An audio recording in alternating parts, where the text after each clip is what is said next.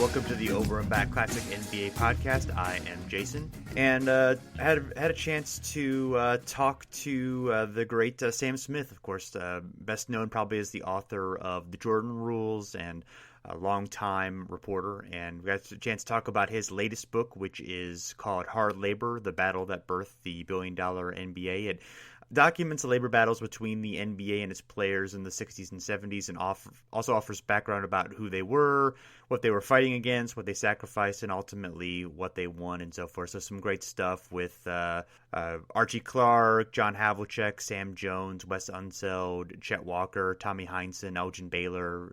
Lots of good stuff that that I didn't know about. It was cool to have all of sort of the labor history of the NBA in one book. It works both as that and as just some really good stories about some interesting people. So Sam shares some great stories here on the podcast. There's a lot more, of course, in the book. And unfortunately, a little bit of the recording was lost because we had not the best connection. The connection is a little bit iffy here and there, but I edited it, I think, well enough that you'll be able to understand everything that was said and get to enjoy the conversation, even if a few of Sam's stories got lost there in the shuffle. So anyway, hope you enjoyed the show. Thanks. So you not only do document those labor battles, but you offer background about many of those players, who they were, what they were fighting against, what they sacrificed, and ultimately, the victories that they were able to win that, led to the NBA of today. What made you want to write this book? Over the years and traveling around and being around the league and, I've gotten to know, and I'm always interested in history of the United States and the NBA, history of sports, and most fans, baseball especially, where I grew up in New York City, was a big sport then, and the history of the game. And I always felt that the NBA history was kind of overlooked. So I kind of did sort of a two-pronged thing. One is I wanted to tell this story, which is sort of marginally known. You've mentioned the Robertson suit. A lot of people in basketball have heard of it, but they don't really know what it's about. And make an appeal to the players of this current era, and particularly because of the tremendous revenue coming into the league now, to recognize these players and maybe do something for them, because a lot of them do need help. In fact, one of those players called me today, asking, for, just a couple of $100, and to try to help him with that. And then also for the sort of general reader, I kind of made it, because people get turned off by labor, sports labor. And I made it kind of an NBA history from 57 to 76, which I kind of consider the sort of beginning of the modern NBA. Most people say, well, Bird and Magic in 79, but it really was the ABA's entrance in, with the merger in 76, bringing in Dr. J and Gervin and David Thompson and all these high flyers that really changed the NBA. And then Bird and Magic took the baton and passed, and moved it and passed it to Jordan. But, sort of telling the story of that formative history. And the way to do it was through the people who lived it. And in these 14 plaintiffs, I decided, starting with Oscar Robertson, to tell their stories as sort of the stories of the NBA from that era, because, as players and participants in this labor action, which was really the first in sports and probably the most significant, this preceded the Curt Flood case. It really was the impetus for baseball free agency. It was the first labor union in sports, essentially. This was the only labor union to challenge the sport in court and in Congress, as they did. And it didn't have to be that. What the NBA players have now in economics, which is so generous, for instance, the NFL players don't have, and it didn't have to be that way. But the NBA players stood up, and they got guaranteed contracts, and they got things that the football players couldn't get, because football players never fought, and actually there was a backroom deal cut with the AFL-NFL merger. Russell Long, the senator from which I talk about, the senator from Louisiana basically bribed, the NFL bribed him. He said, "You give me a franchise in Louisiana," which became the New Orleans Saints, "and I'll ignore the antitrust laws and allow this merger." Well, basketball play when the NBA tried that, the basketball players stood up, and these were players without guaranteed contracts, making an average of like $19,000, essentially risking their careers. Now, Oscar and Wilson, they weren't going to, be fired, but there was more than that. Mel Counts and Don Kogis and a number of other guys. So it really was a way to sort of tell the history of the league, and then this story, and then maybe open some eyes to players of the current era to say, you know what, these guys put their careers on the line. They didn't benefit. Maybe we'll do something for them. So you've obviously been you're a veteran NBA reporter for a few decades, and you've been around. You know a lot of stories about the contemporary and the past NBA, I'm sure. Were there any stories that you found in talking to a lot of the older players, or digging into doing the reporting that were really surprising to you? Yeah, absolutely. It was extraordinary stories. I tell people I'm very excited about this book. And I'll say, and I would do that too. I said, if you can't find 100 things in this book that you say, wow, I didn't know that, I'll give you a free book, or I'll give you your money back. It is so much extraordinary stuff that we sort of take for granted, and the players as well. And the point I make about the players really is because they always call it, I remember always players say it, especially the media people like me, well, you don't understand, we're brothers, we're a family, and yeah, it is special to be a professional athlete. I agree with that. But you know what? Take care of your family and remember what they did. Maurice Stokes, for instance, who was paralyzed in a game, with basically at the time with no health insurance, was essentially LeBron James in that era. It was a 6'9" guy, who could take the ball off the backcourt, dribble it full court and finish, and he would have been playing with Oscar Robertson and Wayne Embry and Jack Twyman, and ends up, paralyzed as a result of his fall during a game. Nobody had taken care of him, no health insurance, no league insurance. His teammate, Jack Twyman, essentially adopts him, even though they weren't even close as teammates. And then the league had this annual Kutcher's game to support the Stokes Fund, which was the most amazing thing really in the history of sports. Players used to beg to come to this game. Wilt, who would travel overseas every summer, would fly back from Europe. One time his plane was literally hijacked back in that era. There were hijackers that took planes, didn't crash them like 9/11. Took him, flew to Cuba or whatever, and his plane was hijacked and stories like that. Elgin Baylor, sitting out a regular season game, he couldn't stay with the team hotel or eat with the team, because it was Jim Crow. They neutral games back then, neutral site games, if you called them. They would go to places they thought it would help attendance. And to the credit, NBA wasn't a lucrative business then. And in fact, so unlucrative that the Philadelphia owner, Eddie Gottlieb, known as the Mogul, very famous owner in NBA history, used to rent a bus to take the players from Philly, say, to New York for a game. And he would sell tickets to fans to ride up and back on the bus with the team.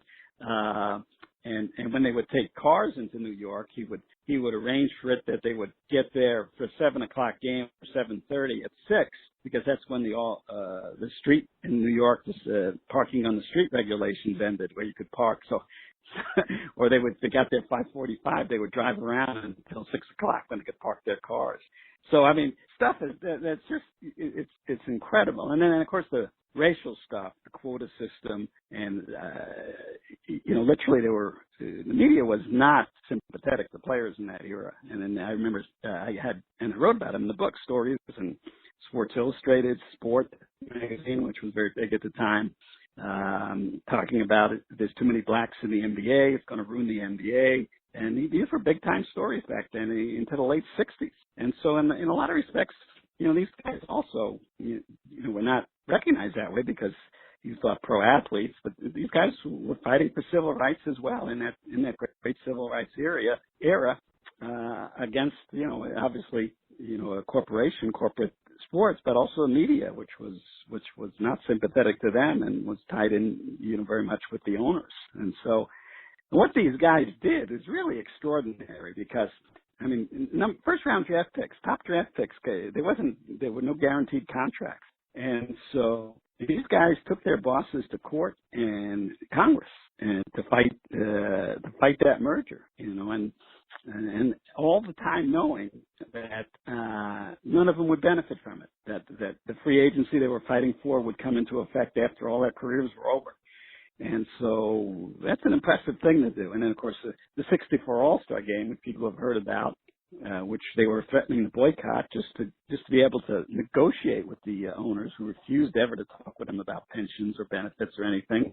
And so you've got Wilt and Elgin and Oscar and West all together, East and West in one room, and Bob Short, the owner of the Lakers, banging on the door, screaming at Elgin and West, saying that he's going to kick them out of basketball, in incredible circumstances. There were even someone like myself who's been around the NBA quite a while and is interested in history. I went around and spent time with each of the plaintiffs. McCoy McLemore's the only one who's deceased. So 13 of the plaintiffs are alive, and so I wanted to tell this story through them because they lived it, and also, guys like Havlicek, for instance, he told me he was making $20,000 in the mid-'60s, and he went in and asked for a $5,000 raise. Now, he was an all-star. The Celtics had won multiple titles. He was the best player on the team, hadn't missed a game. And he said Auerbach told him that he's nuts and he might as well retire from basketball. He's never getting $5,000 raise. He said, well, he got $1,000. So John Havlicek at his prime was playing for $21,000. Yeah, it's amazing, and amazing how much once the ABA came in and was able to kind of upend the salary structure and kind of change that, and with expansion, just how much the game changed very radically in a very short period of time. And of course, just as you talked about, the media, which was not particularly player sympathetic to begin with, the reaction to that, is fascinating to kind of look back at, the documentation of the time, what was written about, what the viewpoints were, and you distill all of that, very well in the book. Yeah, it was this, like you said before, the things you find out, which you just unaware of, that you just take for granted. We assume, pro athletes in that time, because they were pro athletes, they were treated special, and they weren't. Now, they made more than regular people. The average salary when the ABA came into effect in '67 was like $19,000 or something, but the average salary of an American worker was around $4,500 or something. So it was, like 4 times difference. So athletes were considered special. Of course, now it's like 600 times more. And, all these guys had summer jobs. They worked in the off season. Oscar Robertson, arguably one of the greatest players of the era, maybe the greatest all-around player I have ever seen. He wore that pinstripe Pepsi uniform, working for Pepsi in the summer, traveling around. Mel Counts was one of the plaintiffs. He was the backup for Russell, and then Wilt for the second half of his career. And he was the guy who came in one of the most famous finals games ever, which I wrote about. Butch Van Bredekoff, the coach of the Lakers, in the '69 game against the Celtics, Russell's last game as a player. Wilt leaves the game like 5 minutes left, said he hurt his ankle or knee or something. And Bredekoff had been feuding with Wilt all season, and he believed Wilt was faking. So then the Lakers come back with Mel Counts backing up Wilt coming in the game. So now with 2 minutes left, the Lakers were within a point. And Wilt signaling to come back in the game. Van Bredekoff won't put him back in the game. Won't put Wilt Chamberlain back in the game. In L.A., down 1 point. And Counts plays it out, and the Lakers lose. And, can you imagine something like that in this time? Extraordinary things, went on. Dave Bing literally played his entire career, with one eye. He had a childhood accident where he had a nail go through his eye, and he was too poor living in Washington, D.C. to, for his parents to take him to get medical help. So they just healed it on his own, or whatever, didn't heal. Goes on to a Hall of Fame career. And, Yeah, guys, white players told me about how they had to be the beer to get a taxi. They'd be in Boston, which was not a very understanding city racially. That the white guy would go out and signal for the cab. Incredible circumstances, and guys couldn't say anything. There's no guaranteed contracts. They were not that Wilt or Russell or Oscar were going to be cut, but you also need to remember at the end of his career, the ownership turned on Oscar and basically helped run him out of town, and that's how he ended up getting traded to Milwaukee. And they had tried to trade him to Baltimore. Bullets, who later moved to Washington, and he had no trade in his contract, that in that era, and which was rare, and so he ended up employing that. But even then, you could run out a player of Oscar's stature, and so like I said, just an incredible era, and then of course the ABA lure, and Rick Barry, jumping back and forth, and then Spencer Haywood. I go and talk to Spencer Haywood quite a bit also about his situation, and he of course is the father of the high school to pro thing, and but of course the way the way the NBA rejected that, he went to court and won, but yet immediately before that he was signed by Seattle, and he would show up at games, and the other team would leave the court, and then the owner would order the team off the court, saying, "There's they're in the building, we can't play." And so just amazing circumstances that these guys endured, but stuck with it. I remember Bill Bradley was one of the plaintiffs, and when I went around and started talking to the plaintiffs about doing this project, he said, and of course Bradley's tremendously successful, 3-term U.S. Senator. He said, I've been waiting for 30 years for somebody to tell this story. So I really feel proud to have been able to have done that. One guy, obviously Oscar Robertson, the namesake of the lawsuit, the players union president after Tommy Heinsohn had done a lot to help get it organized in those early days, taking it over for Bob Cousy. But he was obviously an incredible player, one of the greatest of all time. He probably doesn't really get his due in a lot of ways, and has kind of spoken out on the modern game and how guys from his generation aren't really appreciated and so forth. But one thing that I hadn't really read much before, and that you talk about, is how much he had to sacrifice, in his post-playing career, including, Buffalo Braves owner Paul Snyder pushing him to get fired from, I believe, the CBS telecasting at the time. And if you look at, the players who were, part of the lawsuit, plaintiffs in the lawsuit, and, or were involved like in other labor disputes, and later, really didn't find much in the way of jobs in the NBA, they were almost exclusively African American. I mean, Chet Walker, Archie Clark, a lot of guys, and Oscar himself kind of struggled to find jobs in the league, after that was done. No question, guys talk about being blackballed, but no question there's ramifications. When you do what they did, they stood up to their bosses and they said, they challenged the status quo and they won. Yeah, Oscar, after he retired, was doing the color commentary for CBS, and he got fired from that, because one of the owners complained to the league and said, why do we have a guy representing our league, who sued us? Chet Walker, at the end of his career, I think his last season in Chicago, averaged 19 points, and he couldn't get an offer from another team except the Bulls. And the Bulls owner said, "You'll play for what I want to pay you, because I own you." And that was so offensive to these guys, to anybody. Kurt Flood said the same thing, famously in his suit. He said, when, he made a reference to, being a slave, and people dismissed it because they said, well, you're making $100,000. How could you be a slave? But, the point was they didn't have freedom of movement that anybody else would have. And then also to be told that. And so, he ended up walking away from the game as a result. And yeah, a lot of these guys, no, not all of them, obviously Bill Bradley was able to have a very productive career, a couple of Knicks championship teams, Wes Unseld, had a good relationship with Abe Pollan, the owner of what became the Wizards, and was a coach and GM there. There's obviously ramifications for different guys.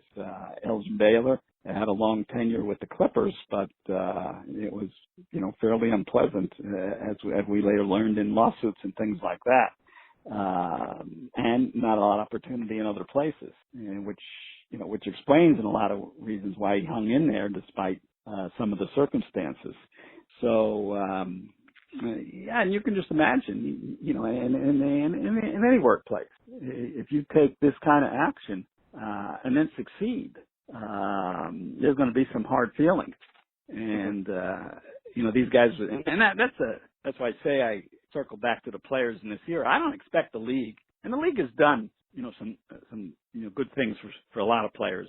They bring players in to All-Star and finals games, and Russell did awards, and the league has tried, but this is a responsibility of the Players Association. Now, I should say also, the Players Association did a great thing in the last CBA where they had a provision for medical payments, and it's especially for the young retirees, and helps them, pre-existing conditions, whatever the case, whatever goes on in the craziness in the government, these guys will be protected, and then the older guys, even though they're on Medicare, they'll have supplemental help and things like that, which is, vital. So the players finally, cast an eye towards some of these players, but, so many of them have difficult circumstances beyond that. And, being a pro player, you got to have a strong sense of pride, to fight through all that over a career, losses and criticism and whatever. These are not guys who go around with their hand out, but, I wrote about Billy McGill, who ended up homeless. A guy was number one pick, broke Wilt's records in college, scoring. And so, a lot of guys have had difficulty over the years. And, maybe 5 or 6 years ago in the last labor agreement, this wouldn't be, as reasonable. But with this incredible, rights fees that have come into the NBA and the cap and the average salary now about $8 million. There's got to be an avenue to help these guys. And like I say, that's the thing when you stand back. They knew at the time, when they were fighting this and going through, all sorts of stalling actions and threats from the league, that none of them would benefit. That whatever came of it, their careers would all be done. But they did this, because it was right, and because for their fellow players of the future. So, just a tremendous effort on their part. So there were, in 71 and 72, there were congressional hearings over, the looking at the ABA-NBA merger. The NBA players had fought to prevent that merger. That was what the Robertson suit was initially about. And they found a much more sympathetic ear than they were expecting. Senator Sam Ervin, who was the chairman of the committee, was, very much, seemed to side with the players and, gave a lot of statements in support of the players. Do you think that there's a chance that NBA player rights would not be as strong today if they didn't really, kind of have some leverage from, from those feelings in Washington to know that, the Washington wasn't just going to let this merger, go through without the players, getting what they, should be getting? Absolutely. It wouldn't have been. It would have folded in just like the AFL folded into the NFL, and it just would become an NFL-NBA monolith. So a lot of the black players who was big scoring stars in college would come into the NBA, and they would make role players, defensive players, rebounders, so they could feature white players. Now, obviously, that changed with guys like Oscar and Earl Monroe. Yeah, what I thought was interesting is Rick Barry, who defecting from the NBA to the ABA, in a lot of ways, kind of escalated the what was going on between the owners and the players during that time. but was kind of a little bit of a contrarian actually during the hearings because he was not really happy in the ABA, and he actually testified in favor of the merger against what most of the players were we're fighting for. That was an interesting metaphor just for Rick Barry's personality in general, who was obviously a brilliant player, both intellectually and on the court, but was a guy who was constantly battling, I think, against almost everybody for most of his career. Yeah, Rick was a classic suffer no fools kind of guy. Still comes off that way. A brilliant player that's a lot unappreciated. How great a scorer he was. But yeah, he led the parade and was one of the influential figures because he was the first one to make the jump to the ABA, and he, that became their strategy to get stars and lure stars from the NBA, and the players were able to use that finally as having some leverage in negotiations, and that really changed the economic playing field. But, when Rick went to the ABA was just a mess. Franchises moving all the time and, underfunded. I mean, the whole idea, just like the AFL owners, was to start a league so the NBA would absorb them. And then they would all have NBA teams and they would become as wealthy as the NBA. But, being the main club, it's like starting a small golf club and hoping like in Chicago, hoping you can then merge that with Medina or something, get in a good club. And so, Rick went over there, but he say it today, he'll say he regrets having done that. And, he had to sit out years, because, players were under this, reserve clause, which basically started informally in baseball in the late 19th century, where literally teams would reserve players. They'd pick 5 or 6 players and they'd say, well, they're reserved for my team. Came to be known as the reserve clause, and incredibly was sanctioned by the U.S. Supreme Court in the early 20th century, contrary to the antitrust laws of the country, claiming that baseball was not interstate commerce, which was nonsense. But the Supreme Court's made many, many worse decisions than that. That's true. But anyway, so Rick now realizes that he wants to get back in the NBA, and he can't because, he signed contracts with the ABA. So when he went to testify, he did an incredible testimony about that basketball players are paid too much, and that it's obscene that they make so much, and the NBA players were furious with him. And I always thought that was the genesis of really a lot of the feelings that Rick engendered toward others. Wasn't so much that, there are guys who are difficult, but it was that he was sort of by himself, lobbying on behalf of the owners, basically saying, but the reason he was doing it because he wanted to get back in the NBA. He couldn't get there because he was in the ABA. Ended up sitting out a couple of years, did get back to the NBA, but it was after knee surgery and he wasn't the same player. But if you saw Rick Barry when he started his career, he was as unstoppable a scorer as there's ever been. Well, Sam, thank you so much for being on the show. You've told a lot of great stories, and there's a lot more great stories in the book. But everyone, check out the book, and thank you so much for taking some time out and talking to me. Thanks, everyone, for checking out the show. You can find us at thestepback@fansided.com. We are also on iTunes, Stitcher, Google Play, Spreaker, TuneIn, pretty much anywhere you want to get your podcasts. You can find us there. If you would leave a rating and review at your favorite platform, we would greatly appreciate it. Like us on Facebook at Over and Back NBA. Also on Twitter at Over and Back NBA, and also follow our NBA 20 years ago Twitter account, which is also a series of podcasts that we're doing. I believe the next episode will be the next chapter of that saga. So we're doing a lot of cool stuff. Hopefully you are enjoying it. And thanks for listening. We're back again soon.